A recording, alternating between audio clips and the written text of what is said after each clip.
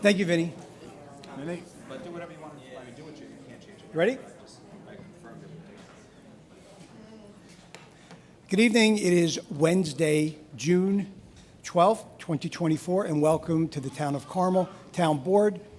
Tonight is a work session, but we are going to start with a couple of items of a voting nature, because we're hiring a police officer and some other things. So if everyone please rise and face the flag for the Pledge of Allegiance. Pledge allegiance to the flag of the United States of America and to the republic for which it stands, one nation, under God, indivisible, with liberty and justice for all. If everyone please remain standing for a moment of silence for our first responders and our men and women in uniform protecting us around the world.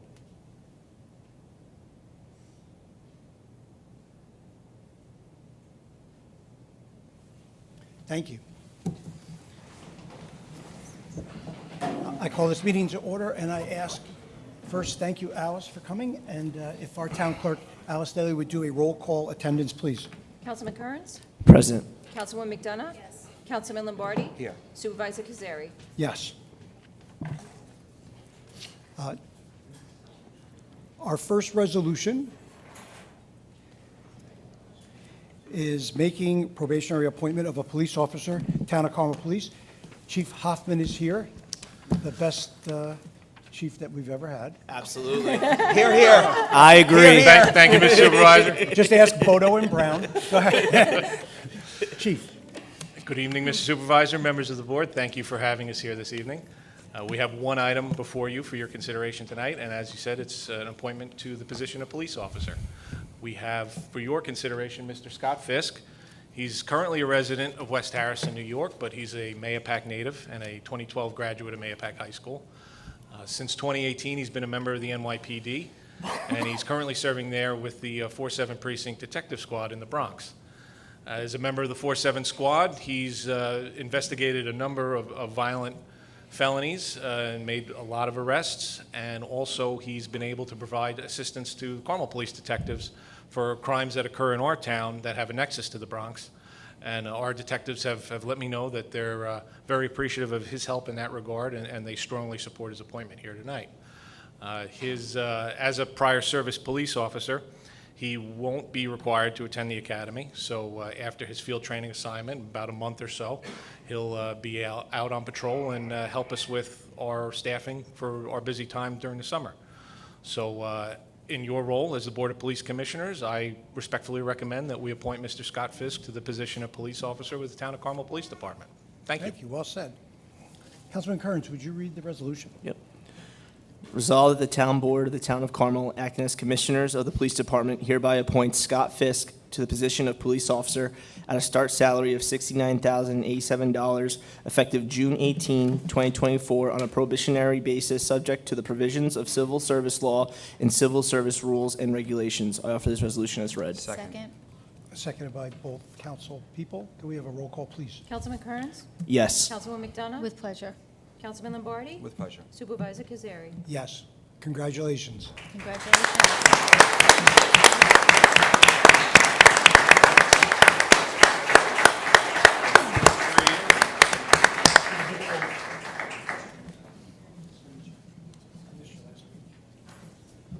Who wants to hold the Bible?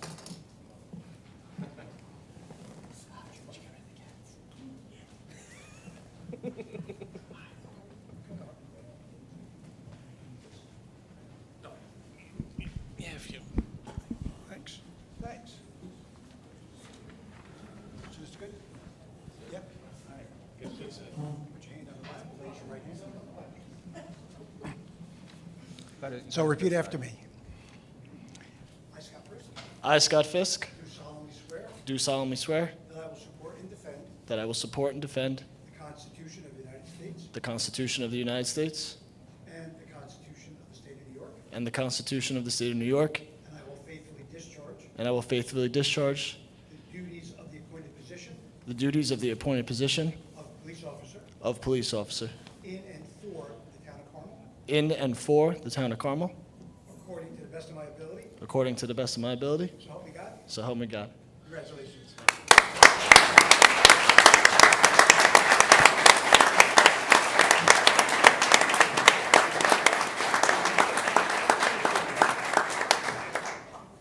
Chief? 7-5. 7-5.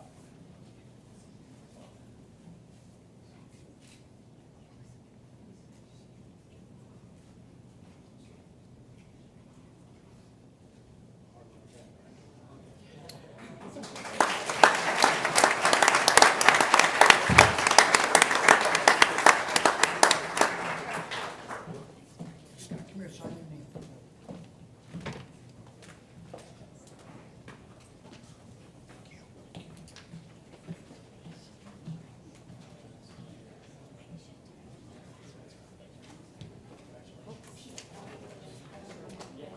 Thank you, Alice.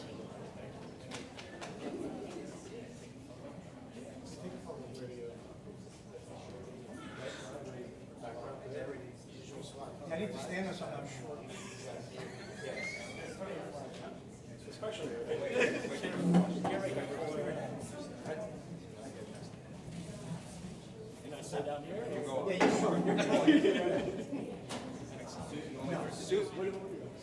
Susie, you want to join us?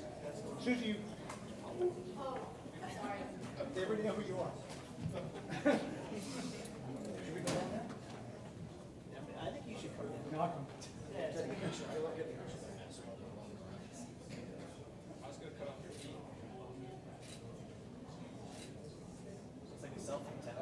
Danny does a much better job. No, that was a compliment. A good sign.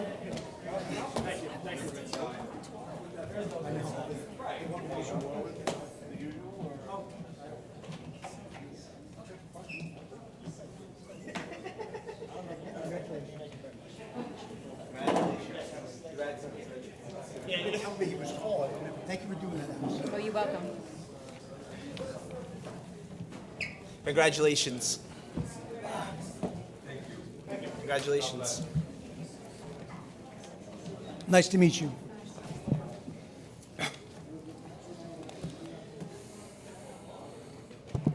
Okay, so our second resolution is authorizing additional compensation, Town of Carmel Highway Department. Councilman Lombardi, could you please read that?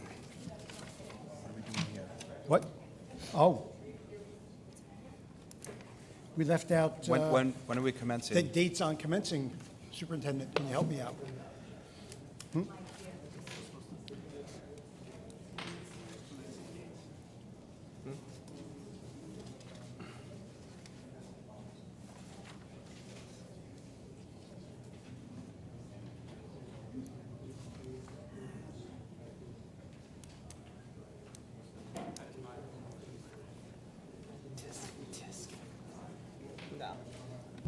May 31?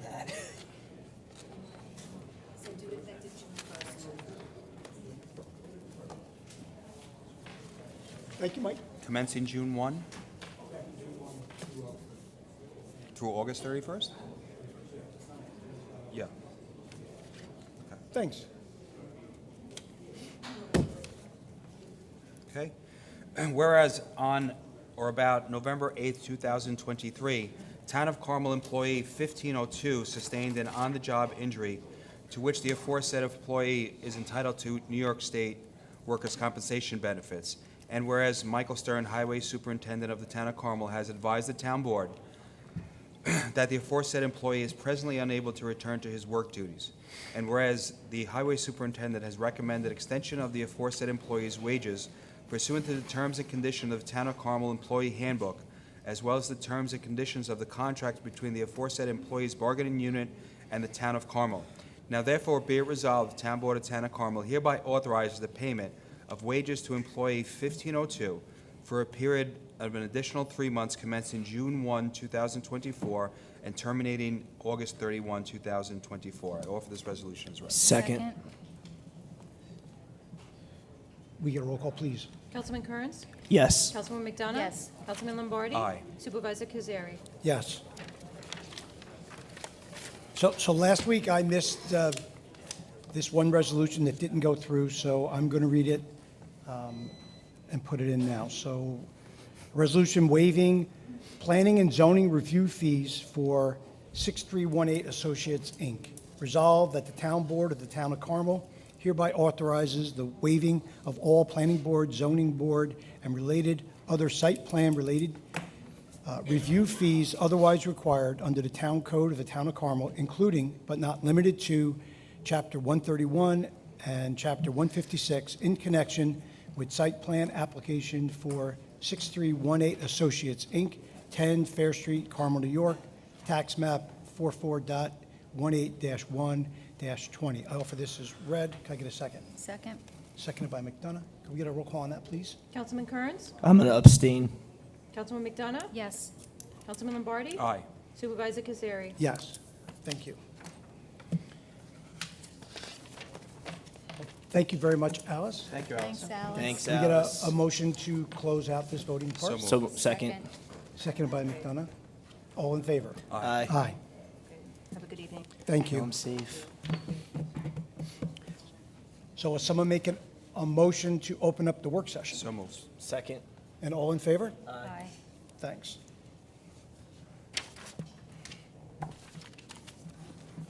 Where's Petro? That's all what right. I was looking at. I was like, where is he? So our first item is Vincent DeSantola, Carmel Police Department, his annual update about our canine, the beloved Petro. I know. A beautiful dog. Thank you again, Mr. Supervisor, members of the board. Thanks for having us here this evening. It's been a bit of a task to get Vinny here. He's very popular. He's a very busy officer, and so is Petro. But we have him here, and we'd like to have him update the board and the town as to the goings-on of our K-9 unit with K-9 Petro. So I'll turn it over to Officer Vincent DeSantola. Thanks, Chief. Members of the board, how are you? Thank you. Great. So I wanted to go over basically all of our successes that we had from the 2023 year. The things I'm going to go over doesn't include any of the stuff that we've done so far this year, as well as for the full year of 2023, we weren't even on the road entirely. We did have part of a school. So these numbers are all coming from basically around a 9-month span. So in total, we had 1 article search, which is evidence recovery. We've conducted 15 demos for public relations. We conducted 12 narcotic searches, 9 building searches, along with an apprehension. And we also conducted 20 tracks. I believe you guys are provided a packet. So the first case was the suspect apprehension. We had a burglary in progress in the local area on East Lake Boulevard. K-9 Petro, I deployed him through the window after giving many announcements. There was a family that had small children that had lived there. Everybody was outside of the home except for the suspect at that time. Basically, Petro went in, was able to locate that suspect and apprehend him, preventing him from harming any of the officers or anybody else on scene. He was actually just awarded Case of the Year from that by the United States Police K-9 Association. So that was our first apprehension and our only apprehension. There was a track that we did for Kent Police for a violent domestic incident. A suspect got involved. He was known to carry a knife, had a violent domestic, had fled into the woods. His backyard is up against the nature preserve, so it was a pretty long track. While tracking for that suspect, Petro was starting to circle around the base of a tree. We found that the suspect was actually up in a deer stand at the top of the tree. So if we didn't have Petro back there, we wouldn't have found him. And in that circumstance, we were assisting another agency. So on to the missing persons. We had our first major track right out of school. We assisted the New York State Police in Somers. There's a 60-year-old vulnerable male. He was missing for over an hour. The man had a cell phone, but his battery had died. We used an article, basically it was some of his clothes from that day. I was able to introduce it to Petro. Petro has a particular skill where it's called scent discrimination, where he can follow a specific person based off of their clothing. So I introduced the clothing to him. The male was missing for about an hour and 10 minutes at the time. We found him 20 minutes later. He was behind the woods of Heritage Hills. There's actually body cam footage on his Instagram page that you can actually watch him locate the suspect. We were on ABC 7 News for that, and a bunch of other news agencies covered that story. So then we had the search for Roy Clayton. This is definitely a more popular one. Everybody knows this. He was a Mahopac resident. He was missing for 5 days. He had a medical issue for which everybody was extremely concerned about. He's a 66-year-old male. He he left his residence to go for a walk, had not returned. It was reported by his wife. It was a several-day-long search. We had multiple canines out there trying to locate this person. The longer that somebody goes missing, the harder it is for the dogs to pick up on. Petro was able to pick up on the odor. I believe it was 3 days into the track. He brought us to a residence. We met some. The homeowner wasn't very welcoming. We had an incident there, and we brought the dogs out the next day. Roughly 5 minutes, 10 minutes of the dogs being out of the car, starting Petro back up on the track, along with New York State Police, Pat Porteous and his canine Jet. The dogs were able to locate Mr. Clayton in the leaves when he was later medevaced and survived. Going on to the next page is for some. These are just some of our narcotics hits. So on September 22nd, 2023, a routine traffic stop led by myself. I was believing that there was narcotics inside the vehicle. I deployed Petro. He alerted on the vehicle. A subsequent search of his positive alert to the odor of narcotics emanating from the vehicle led to 3 pounds of marijuana being confiscated, as well as cocaine and other paraphernalia. There was another narcotics case on June 2nd of 2023, where we assisted Detective Shea. He conducted a traffic stop on a vehicle. Petro was deployed, alerted on the vehicle as well to a positive odor of narcotics. In that circumstance, cocaine was also located in the vehicle, and it led to two males being arrested from that case. On 10/16 of 2023, we had an investigation to a suspicious vehicle. I believe that there was illegal narcotics in the vehicle. I deployed Petro. He did alert to the odor of narcotics, which led to the discovery of white powdery substance, which was consistent with cocaine.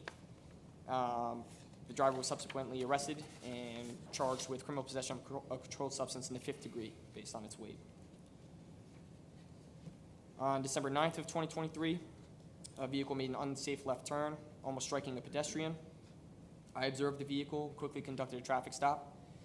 While on my traffic stop, I had suspicions that there were narcotics in the vehicle. I deployed Petro again.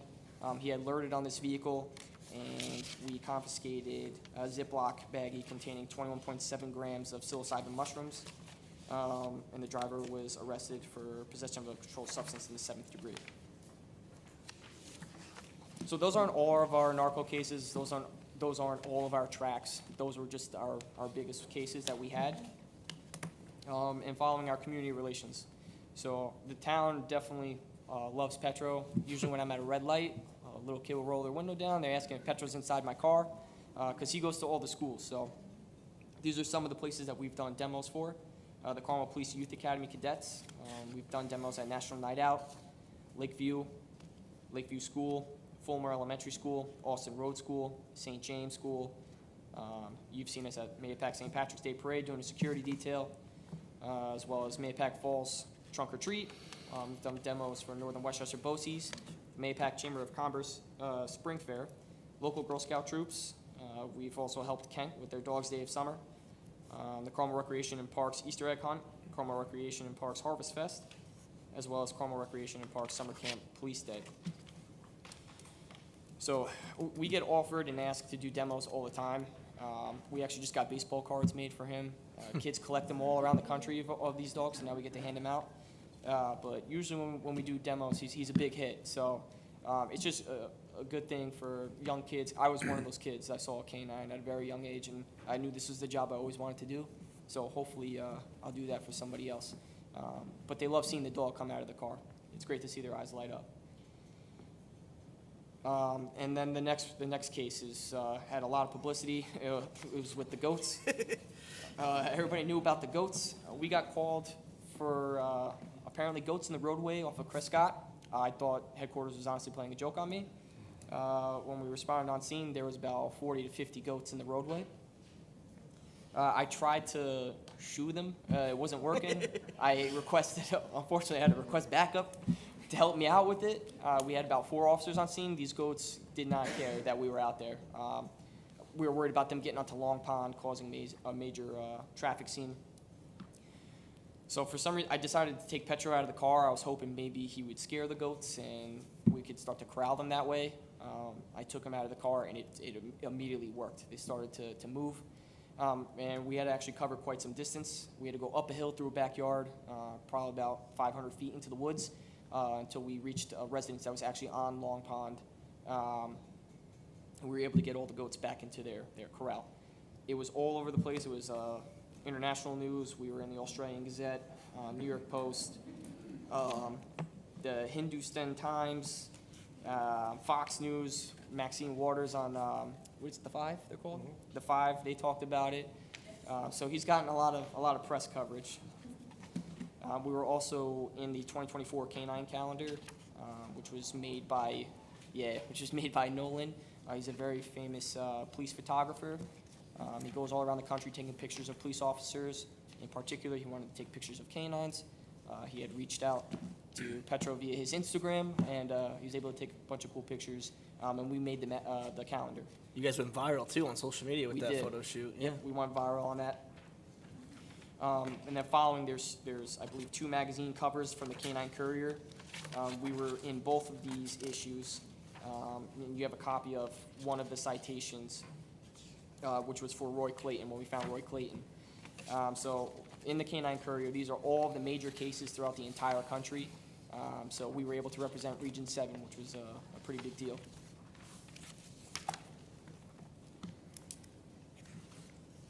And then on the back is all of his citations that we had at the time. Like I said, he did just get Case of the Year. He's had multiple region citations for tracks as well as narcotics locations. But ultimately, I wanted to thank you guys for bringing back the canine unit.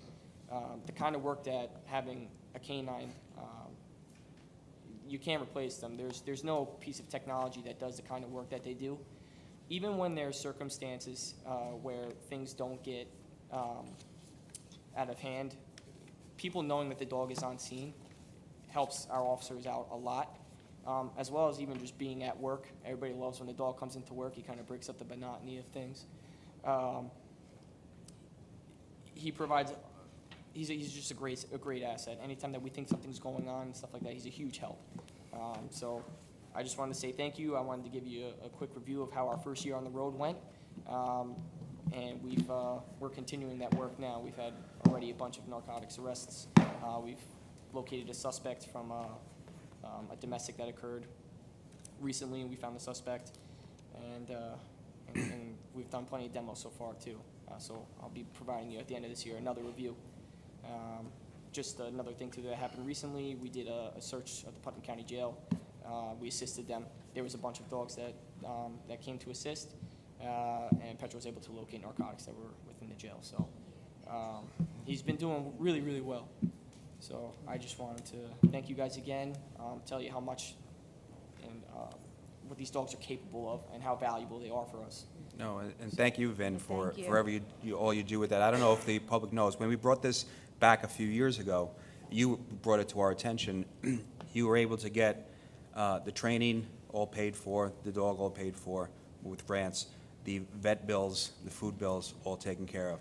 And one of the real, forget about everything else, the fact that of the helping of the missing persons, especially those in our community with Alzheimer's, and as our population is getting older, it's really an unbelievable and unimaginable tool to help find, people who are unfortunately forget where they are or who they are, and so it saved, especially the one last July, literally saved a life.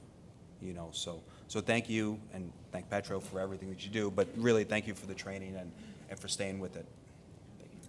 Great, thank you. Good job, kid. Thank you. Thank you.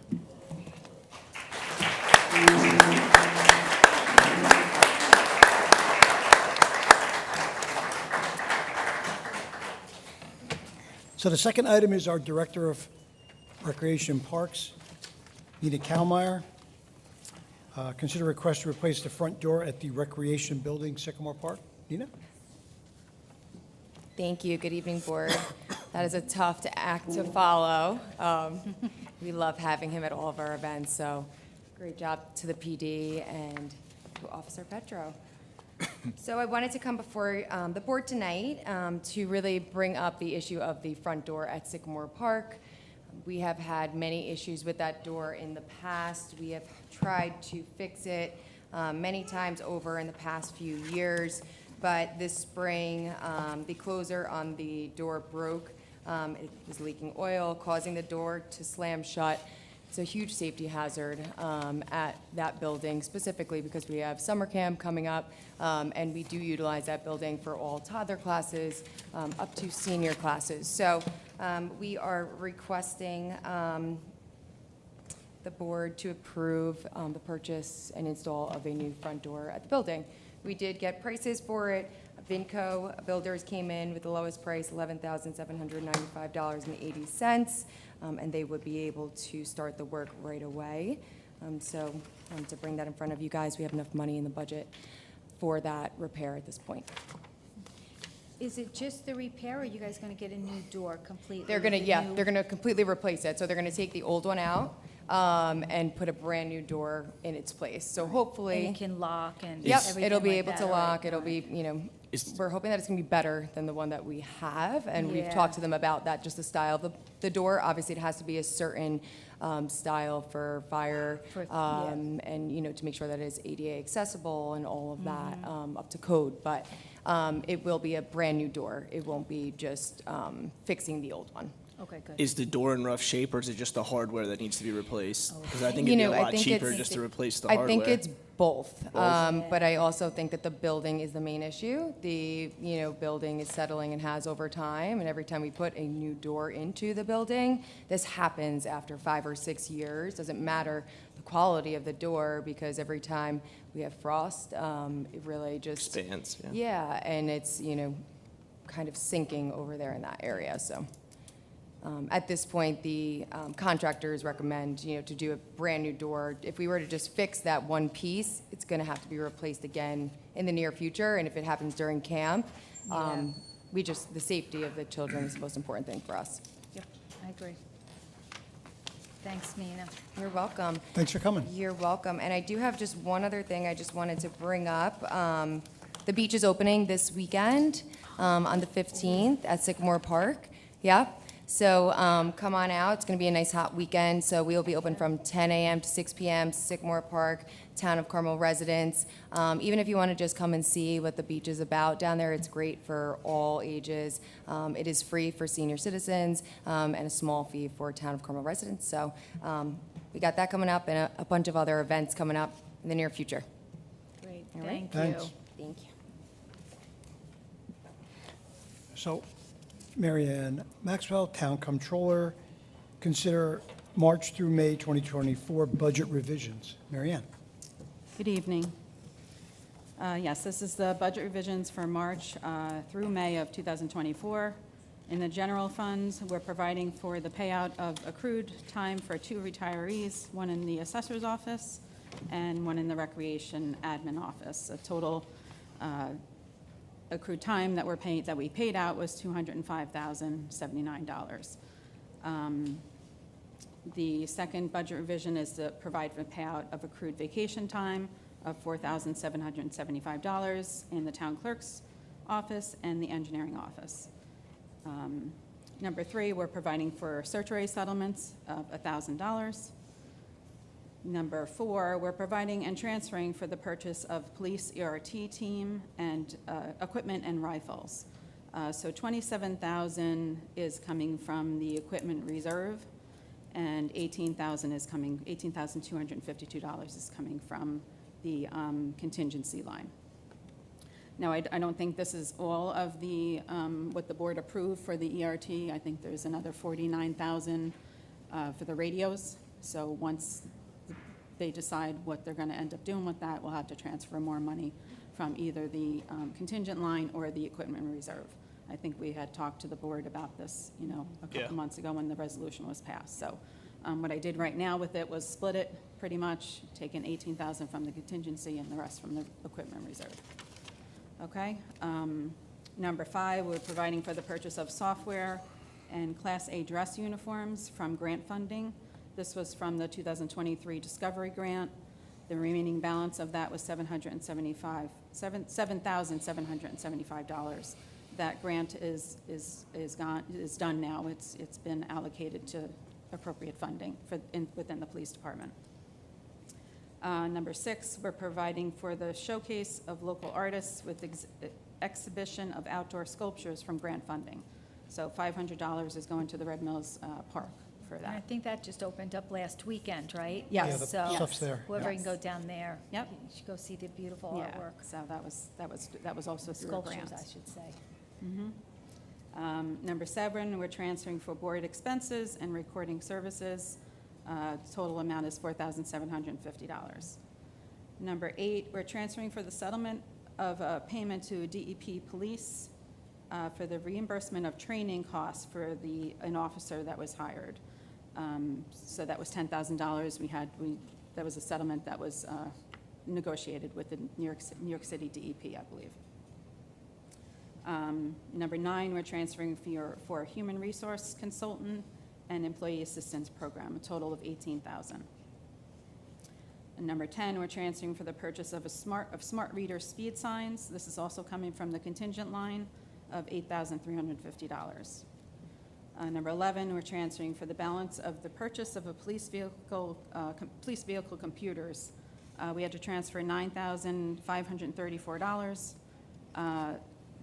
The grant that the chief thought was coming in, it was actually, that money was already spent, so we had to, we had to use the money that was budgeted for in the equipment line to cover the cost of the grant for those computers for the car. Number 12, we're transferring for the highway admin staff overtime for the FEMA project. This will be reimbursed by FEMA, but the highway staff admin did a lot of work with that FEMA project, so this is just to cover the cost for that overtime. On page 2, in the recreation department, we're transferring for miscellaneous recreation expenses. The biggest one I wanted to point out is the $40,000 we have to transfer into the retiree health insurance line. As you know, Jim Gilchrist retired. We didn't budget for his salary in the retiree health insurance line. We're transferring from the regular health insurance line to cover that cost, so I just wanted to mention that. Number 14, we're transferring for Sycamore Park front door repair. This is what Nina just spoke about. We did have to transfer $6,000 to cover that cost from the park capital improvement line. And number 15, in the general fund, we're transferring funds to the airport park capital fund for the playground installation costs. So we were short on that project of $56,932. That money is coming from the park capital improvement line into this, into the capital fund for the airport park. In the highway fund, number 17 on this page, we're providing for the payout of accrued time in the snow removal other compensation line. Number 18, we're providing for the cost to repair damages to a highway vehicle. This was reimbursed by insurance, so basically the reimbursement is covering the cost to the vehicle that was, I think, damaged in a car accident. In number 19 and 20, Carmel Fire Protection District number 1 and 2. Basically, this is revising the budget revision we did in January because at year end, the auditors wanted us to handle a little differently. So we basically moved the money to the reserve for the dry hydrants for Mahopac Falls and Mahopac. The balance in the dry hydrant for Mahopac Falls is $112,000, and Carmel Fire Protection District number 2, which is Mahopac, is $95,000. So basically, I'm just reversing that journal entry we did earlier this year. Lake Cassie Park District, we're transferring for the purchase of a fishing dock. I think this was approved by resolution last week, or I think it was last week. Yeah. Yeah, okay. And on page 3, we're transferring for the emergency replacement of RBC number 2 drive in Carmel Sewer District number 4. That's a total of $43,000. In Carmel Sewer District number 7, transferring for district expenses totaling $42,700. This is all within the that fund. And Carmel Sewer District number 8, we're transferring $750 to cover the balance of this, the Muffin Monster.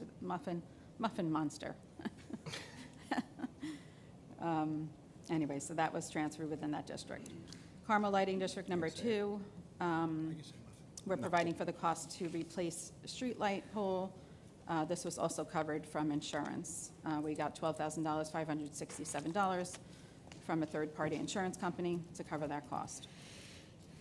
The airport park playgrounds, this I spoke about already. We did have to transfer $56,932 from the general fund, and then just move monies around so that we can cover the costs for the playground.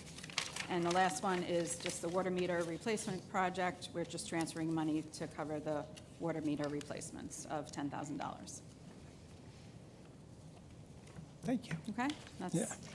That's it for that. Thank you, MaryAnn. So moving on to Yes. procurement policy. Yes, so this is the procurement policy that, we did this procurement policy back in 2020. And as you know, the inflation has gone up tremendously. So I have gotten requests from other departments to look at increasing the verbal quotes. So if you look at the second chart, these pages are not numbered, but it's the second chart. I'm looking to, for verbal quotes, 0 verbal quotes, it was under $1,999.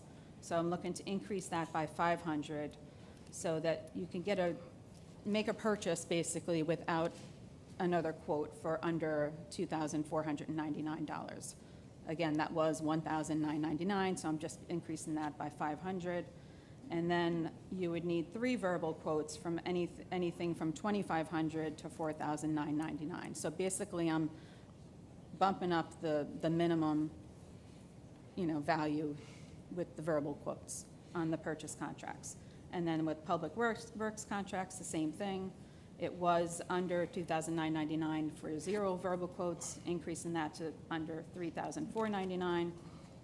And then 3 verbal quotes will be increased also by 500, so it'll be $3,500 to $5,999. So if that makes sense to the board, I think it will help out the departments. I think the cost of everything has gone up, so. Have you encountered, is the reason for the change encountering some 30% some increase. issues? Yeah. What's that? I'm sorry? I said the purpose for the change is you've encountered and the other I think departments have encountered some issues. I think the departments are, yeah. Saves time, too. Yeah. I mean, it's just so, we'll continue to, obviously, they'll still look for the best, prices and, do their due diligence, but I have gotten a request for that, so. And then the other change on here, if you look at the last page before the exhibits, is removing Glenn Drosy and adding Brian Scott McMillan as the town assessor. So it's almost, it's a page before the exhibits. Thank you. Okay? Any questions? Good? Thank you, MaryAnn. Okay. Thank you. Yep, thank you. So the 5th item is our Highway Superintendent, Michael Stern. Consider request of disposal of equipment. Sir? Good evening, Board. I'm requesting the authorization to dispose of the following: a truck number 9, which is our old sign truck, which is a 1999 Workhorse step van, and a 1995 Eager Beaver, which is a 6-ton trailer that the frame bent down, so it can't be inspected anymore, as well as the sign truck. So we got the new sign truck in, just looking to get rid of this stuff, and we're going to put them on the Workhorse will go on Auctions International. All right. Any questions on that? No, looks good. So then the next one is purchase blacktop, Blacktop, right. Bituminous. bituminous. I am requesting to purchase bituminous concrete FOB per the Putnam County bid award from the contract period of May 1st of '24 through April 30th of '25. We are currently using the Putnam County bid which ended April 30th, which is why we have to use the new one. And that's just for FOB, for us picking it up. By 2 minutes. Bituminous. Any questions? Thank you, guys. Have a great night. Thanks for coming. Thank you. Just, Mike, quickly, do you have a time frame for starting of road paving and drainage work? Drainage has already started. Okay. I mean, That's why we're well into that already. As far as the blacktop, it's going to go off of the Putnam County bid, on the ARPA line. We had to go piggyback off the county basically to use the ARPA money. Right. So that'll save the residents a lot of money. I think it's, usually we budget 750 and then the 200 for drainage. So we're looking at close to $1 million that we're not going to really have to bond out for that stuff this year, which is excellent. Perfect. It's a great thing for the residents. Do we know when? As far as blacktop, it's hopefully the beginning of July, but it's really going to depend on weather and the projects he has before. Okay. So he's going to be in Putnam County before, down in Putt Valley, and then he'll come to us. All right? Excellent. And I'll keep all the residents informed on Facebook of what's going on and what roads will be done. Great. All right? Thank you. Thanks. Thank you, sir. Thanks, Mike. Have a good night. So next up is our town engineer, Richard J. Franzetti. Consider request to accept proposal for Lake Cassie maintenance. Rich? Good evening, everyone. Sorry, this is acting up. So as Supervisor mentioned, this is for Lake Cassie maintenance. Proposals were solicited from 6 contractors as provided in the bidders list that was given as part of the attachment. The proposal identified that the contract would be effective for 3 years, 25, 26, 27. Town of Carmel having unilateral option to renew the contract for up to 2 more years, 28 and 29. Only one proposal was received from Terrence Kelly. And there's an attached bid sheet, but in year 2025, all the way through 2029, $15,000 per year for each year, and a charge per club hat events over 20 per year or $200. Mr. Kelly has performed the work for the town of Carmel for the past 8 years, and his performance has been acceptable. We have contacted the Lake Cassie Advisory Board, and they concur with this assessment. The cost of this contract will be included in each of the yearly budgets going forward, and we recommend that Mr. Kelly be awarded the contract from 25 to 27.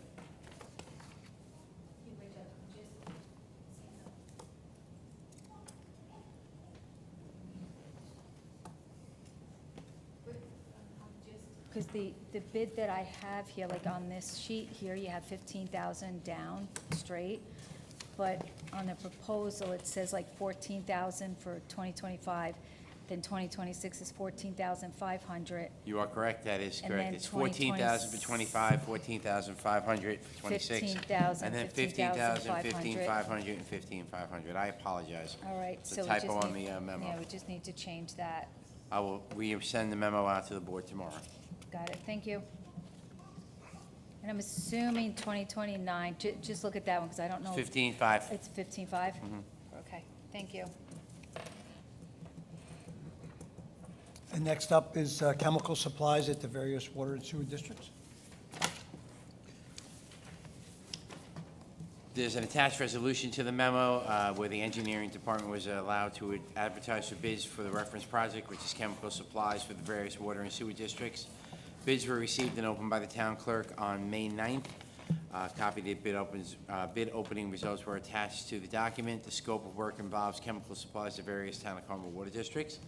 3 bids were tabulated as identified on the attached spreadsheet. Based on the results, the following recommendations are made. Slack Chemicals, based on estimated quantities identified in the contract, would be about $139,703.45. Surpass, based on the estimated quantities, would be $47,869.20. Chemicals for the districts are included as part of the annual budget, and they will be placed, request that this matter be placed here at this meeting, so here we are.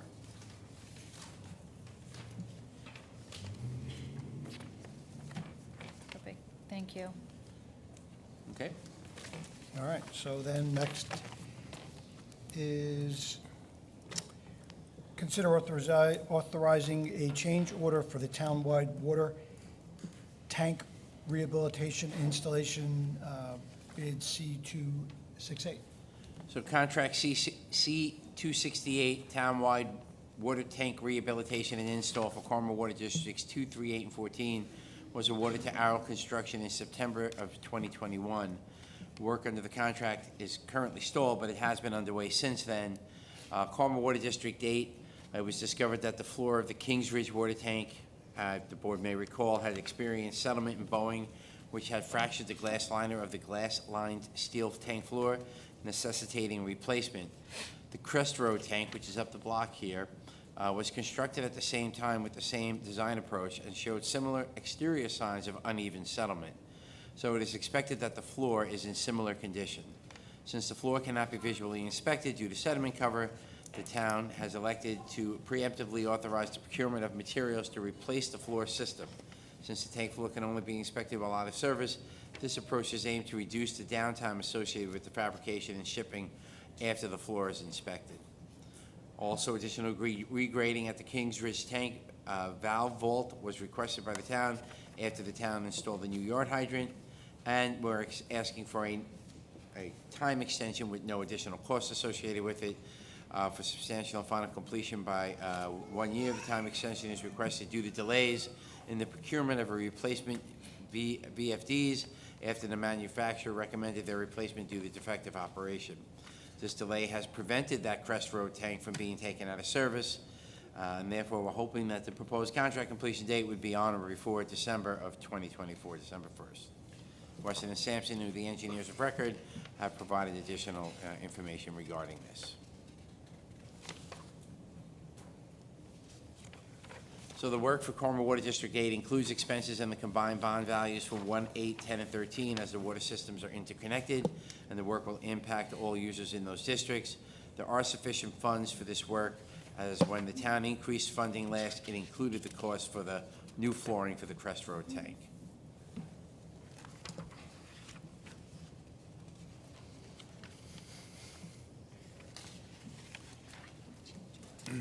I know Councilwoman McDonough hates change orders, but in this case, the change order, I will, if you remember, some board members were here, some board members weren't. And when we had the Kings Ridge tank, the floor was gone. There was water leaking out of the bottom of it. There was a change order there because that was due on an emergency situation, so to speak. And so it delayed the project at that time. We're trying to avoid that situation. We want to be proactive, put a new floor in while we're redoing the tank on the outside and relining and doing everything we need to do for this tank rehab. So that is why we're asking for that change order. Again, it was built at the same time, under the same contract, under the same conditions. So the assumption is the floor is probably shot also. So that's the real reason. Rich, how do we make sure this gets done by December 1? We have to push, and our engineers, Weston and Sampson and myself, were contacting the manufacturer, forget it, it's an EX company, I apologize, to get us those VFDs. They're on order. So what happens, so again, just so the board knows, we put in variable frequency drives at the water treatment plant in Water District 8. These were tapped into the high hat flow pumps that we have that pump up to these tanks. What the VFDs do is, instead of turning something on and it goes full throttle, it throttles it up nice, and then it throttles it back down, therefore protecting the lifespan of the engines, protecting everything that we have for our pumping system. We put these VFDs in, and all of last year, they were failing. They would go on. The only way the system was able to work was on generator with these VFDs, so something was wrong. Of course, when you're fighting with somebody who has a manufacturer of this VFD, they're saying, no, it's the town's fault. So we exercised a lot of options, and they finally came back and did electrical tests for wattage and voltage and everything else, and they realized, lo and behold, it was their VFD that was faulty. So they have to replace the VFD. Of course, they don't have them on the shelf because everything is still delayed with these things. So so the answer to your question is, I don't know, right, for December 1st. They are on order. They're supposed to be delivered shortly. We would replace them in there and then be able to start the work in the fall after the high use season for water in Water District 8, so that we can do the work, like I said, in the fall when it's a lot easier. Now, we don't do the work in the winter because it freezes. You can't do the work, you can't shut that tank off in the summer. Because unfortunately, everybody likes to have their lawns very green, and they like to use that water to water their lawns, which it's a pet peeve of mine. When you But say shortly, what timeframe? within a month to month and a half is what they gave us on the last talk, so Okay, I'd so have if to that's the follow up. case, then the work would start in the fall. In the fall and to get it completed by done. December 1? Yes, that's what they're shooting for. I'll confirm and get back to the board with the VFDs and what their anticipated delivery date is. Okay. That's the intention. You know, Well, because if you go anywhere past December 1, you're Yeah. going to be stuck in a situation of Yeah. the wintertime again. right, and you know the road to Hades is paved with good intentions, so. I know, that's why we gotta stay on That's top our of it. intention right now, and that's what we're looking to do. So, And last but not least, consider request to acknowledge emergency repairs. So this memorandum is being presented to the board for emergency invoices submitted for payment authorization and proceed in excess of $10,000 for services that have been rendered. In Carmel Water District 1 on Clark Place, there was a water main break on May 8th of this year. B&J, the operators, notified the engineering department of a water leak on Clark Place. It was determined that a saddle had failed. Attached is an invoice from Cuck Excavating for $11,193 to make the repair. There are sufficient funds in the budget for this expense. Carmel Water District 6, there was a water main break on 163 Drewville Road on May 17th. B&J, the operators of Carmel Water District 6 Shell Valley, notified the engineering department of the leak at that address. It was determined that an unmapped section of water main under a pool was leaking. There are 2 invoices for this repair. John Estrada doing business as Solid Masonry for $18,565.36 and B&J Plumbing for $14,275. There are sufficient funds in the operating budget for this expense. That work has been completed. That one at Water District 6 was a very odd situation. The board, again, should note that we've inherited historically some of our water and sewer districts where we don't have mapping. And in this case, there was a hydrant that was found at the bottom of a hill that and if Joe Scollin doesn't know that this thing didn't exist, that's almost impossible.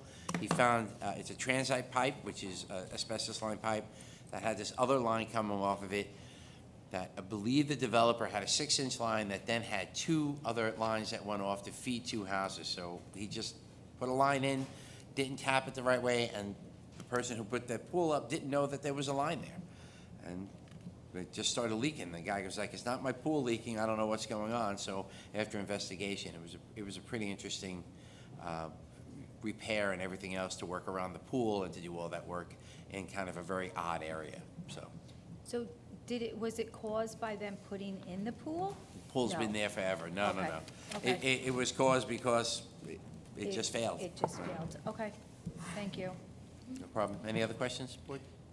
Thank you. Thank you very much. Thanks, Rich.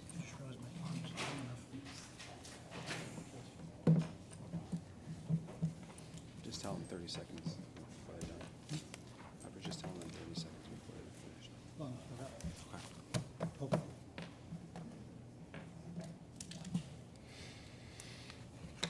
Okay, 5-minute public comment. Please tell us your name, where you live, and please no profanity. And other than that, have at it. Well, there's little kids here, so it would be good not to have that.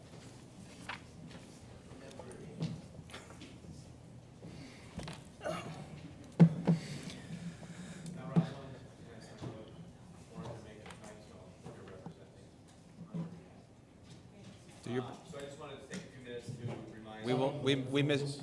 We will miss her. Is that on? Okay. Is that on? Yeah. Is it on? Can you hear me? Hold on.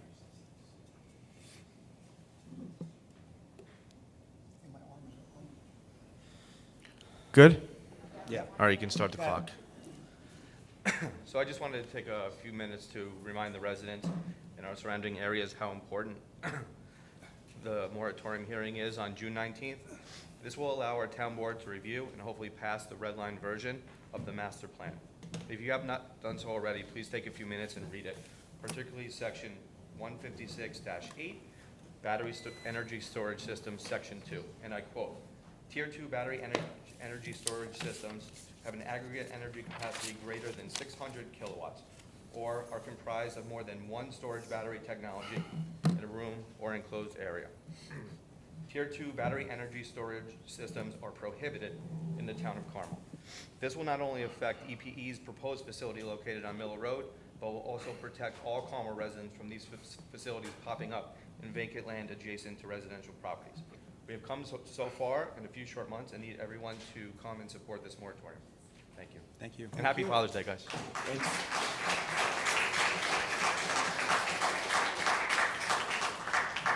That's nifty, that little shot clock.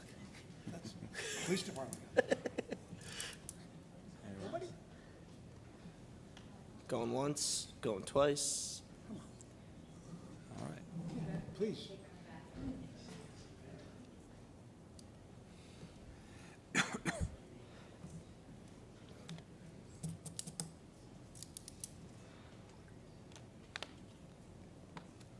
Hi, Mike Heck, 21 McNair Drive.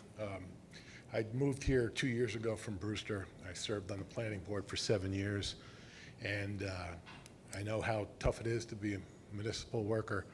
And one of the reasons I left Brewster to come to Mahopac was because of poor development. Recently, there was a 1 million square foot distribution center they're putting on 312 that's going to completely crush 312 and probably force trucks onto Carmel's Route 6. And, you know, I was on the planning board for Brewster, but I mentioned that, you know, the people in Carmel were going to suffer as well. And I just saw project after project come through, and we were voting, rubber stamping development for tax benefits that never came to the residents. Every year the taxes would go up. You know, the Home Depot years ago, they cut the mountain in half to put the Home Depot on. Nobody got tax relief from the Home Depot. So I guess my only concern is, you know, people have a right to fight and object. But I also think that members of the planning board, the town board, in their capacity also have the right to say no. And I know there's concerns about lawsuits and legal actions and things like that. But I just implore you, if you understand that something is a bad project and the town just doesn't really want it, that hope you'll just kind of take their consideration in hand and do the right thing. But again, I grew up in Mahopac, moved to Brewster for 26 years, came back. I love the town. I just don't want to see it go the wrong direction. So Thank you. Thank you for coming out. Thank you.